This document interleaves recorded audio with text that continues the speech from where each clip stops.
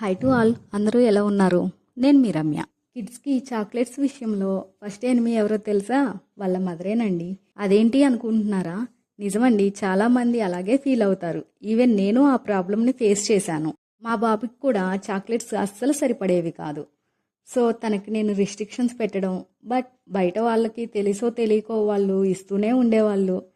అది ఎక్కడి వరకు వెళ్ళిందంటే తనకి ట్రాన్సిల్స్ ఆపరేషన్ వరకు వెళ్ళింది.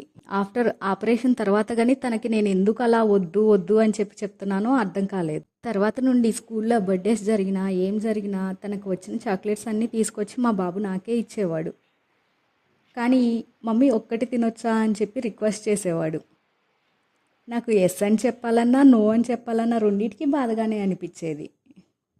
ఆ పెయిన్లోంచి వచ్చిన సొల్యూషనే మన ధర్ని చాకో డిలైట్. ఇప్పుడు మా కిడ్స్ వాళ్ళకి వచ్చిన చాక్లెట్స్ని తీసుకొచ్చి నాకు ఇచ్చి అండ్ వాటి ప్లేస్లో రీప్లేస్మెంట్గా నా చాక్లెట్స్ని వాళ్ళకి ఇస్తున్నాను. నేను హ్యాపీ, వాళ్ళ హెల్త్ హ్యాపీ.